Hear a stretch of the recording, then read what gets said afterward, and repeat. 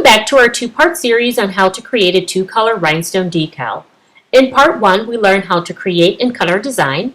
In this final section, we'll learn how to make our transfer, heat press, and finally apply the decal to our vehicle. Before we get started, let's do a quick review of the tools and equipments you can purchase to create a decal similar to the one displayed in today's demonstration. For all of my blinging needs, the first place I will shop is Seps Graphics, one of the leading providers of rhinestone equipment and more. The tools, equipment, and products used in the demonstration can all be purchased through Seps Graphics. Please be certain to note that brands and models may vary.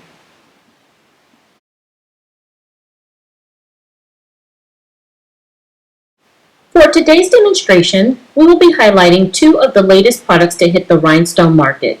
The first is Sticky Flock, which is a customizable and repositionable material used to make rhinestone templates. Using this material not only saves on time, but it will also save on the wear and tear of your equipment by eliminating the need of excessive downforce when cutting the material. Incredible! Although Sticky Flock can be cut with a 45 or 60 degree blade, I prefer the 65 RTM blade, which is recommended for use with this material. The second is the new and improved Rhinestone Decal film. This film can be used to create car decals as demonstrated in today's video, or let your creative thoughts run wild and customize your wine glasses and picture frames. To help you get started quickly, Seps Graphics has available Rhinestone Decal startup kits, each kit containing a combination of the repositionable rhinestone fluid, mini spray bottles, lint-free wipes, micro-edge squeegee, and/or the bubble popper to assist with easy application.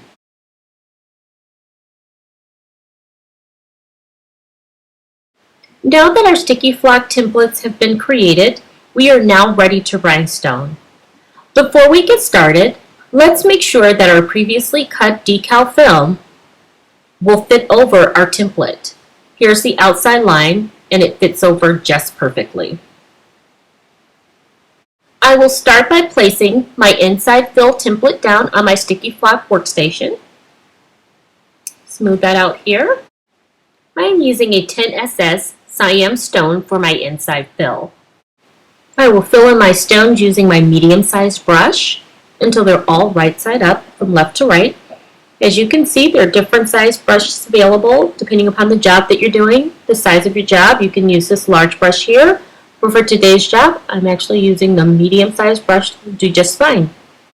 Let me just mention here that I'm using a high-end Korean hotfix rhinestone that's available through Seps Graphics. Don't be tricked into buying these inferior Chinese hotfix rhinestones or the economy hotfix rhinestones. There's a huge difference in quality. You want to make sure that you're providing your customers with the best possible adhesive and cut on the market today for a reasonable price. You don't want to replace garments because stones are falling off after 1 or 2 washings. So do yourself a favor and purchase your rhinestones through Seps Graphics. They offer the highest grade Korean rhinestones available on the market today. Okay, my stones are filled in perfectly here, so we'll pull out our transfer tape. I pre-cut this earlier, starting from left to right. I will use my Sticky Flock workstation plastic end part here, this white part, to adhere my adhesive transfer tape onto to keep that stationary as I am going from left to right and applying the tape over the stones, brushing here to ensure that all the stones adhere to the tape. From right to left, I'm going to start pulling my stones up here, and as you can see, they're all adhering to my transfer tape perfectly. There you have it. So our first template is done. This is the inside fill. We'll now move on to our outside line. So using our wonderful Sticky Flock, I'll go ahead and position this over our inside fill. Now, one of the many neat features about Sticky Flock, as I mentioned earlier, is fully customizable and is also repositionable. So if I don't like the position that is in now, I can simply remove it and reposition until I'm completely satisfied. Okay, I think I like the position. I'll go ahead and smooth this out. And now I'm ready to apply my second color, which is a crystal 10SS stone. So I'll go ahead and spread that out here. And using my brush, I'll complete my fill. You always want to check your brush here to make sure that you don't have any loose stones that may have been captured within the bristles here as you are going through your fill on your previous color. So there you have it. I just kind of sped up here just so that you can see the final outcome. So we have our outside line complete. Now I'll take my transfer tape, again that's secured to the end of my workstation, and from left to right I will light over the outside line, capturing the stones here. I'm going to smooth out to make sure that all the stones are adhering to the transfer tape. If for some reason as you're lifting your tape you notice that there's a stone that perhaps didn't adhere, you can just simply replace the tape over and capture the stone and lift until all stones are completely transferred to your tape. So going from right to left, my stones are lifting nicely. I'm all set. There you have it. Our second fill is done. Very nice. I'll simply lie this face down and reapply the backing until I'm ready to heat press. There you have it, a 2-color rhinestone transfer ready for heat pressing and application.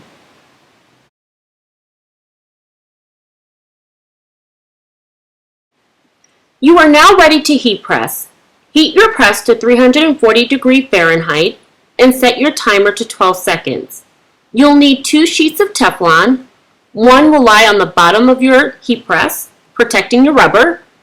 This is very important. You want to make sure that that's fully covered.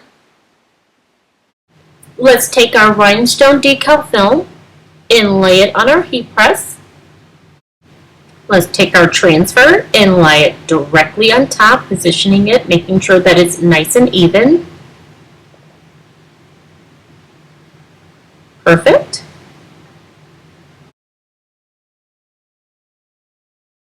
Well, this is positioned perfectly. I'm now going to take my second sheet of Teflon paper and or a copy of paper will work just fine, and lay it over top before pressing.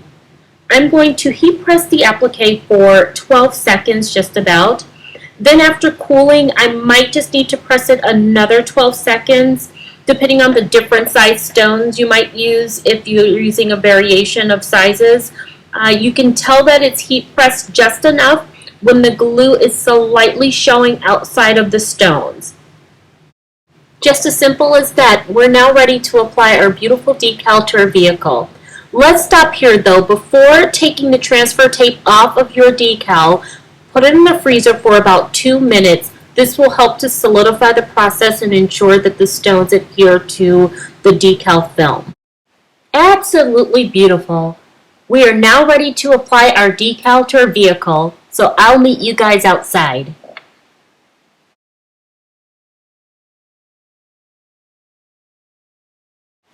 Hi there, we're all set and ready to apply our decal to our vehicle. I have my lint-free cloth as well as my repositionable fluid as mentioned earlier, provided through Steps Graphics. I'll take just a little squirt there to clear the window. I want to make sure that it's free of debris, lint, anything that will prevent this from adhering to our window. Okay, I'm now ready to apply our decal, so I'll remove the decal transfer from the backing here as such. I'm going to take my repositionable fluid and squirt just a few quick squirts on the back here of the decal so that I can position this around until I'm completely satisfied with its position. Okay, we're now ready to apply our decal to our window. So I'll go ahead and adhere this to the car window. Remember, we've used our repositionable fluid so we can move this about until we're completely satisfied with this position. If for some reason we aren't happy, we can certainly remove and reapply as necessary. You're going to also use your lint-free cloth to help remove the excess fluid that might be behind the actual decal in between that and the window until that's all gone. If bubbles continue to remain. You can also use your handy dandy bubble popper, which comes along with your purchase from Seth's Graphics, and you can use that to eliminate the excess fluid behind the actual decal. Over time, the sun will help to evaporate whatever excess fluid that might remain thereafter. Our application is complete. Here we have our HHS Rhinestone 2-color decal. Please be certain to warn your customers to use brushless car washes once the decal has been applied.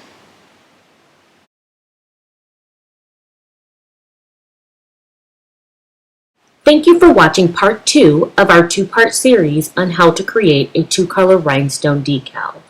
I hope you found the information and demonstration helpful. For questions or comments, please email info@blingitcity.com. Be sure to watch for steps 1 and 2, creating the design, and cutting the template, all available on YouTube today. Also watch for future upcoming videos by Bling It City. Thanks for tuning in, and I'll see you next time. They can stimulate and tease me. They won't leave in the night. I've no fear that they might desert me. Diamonds are forever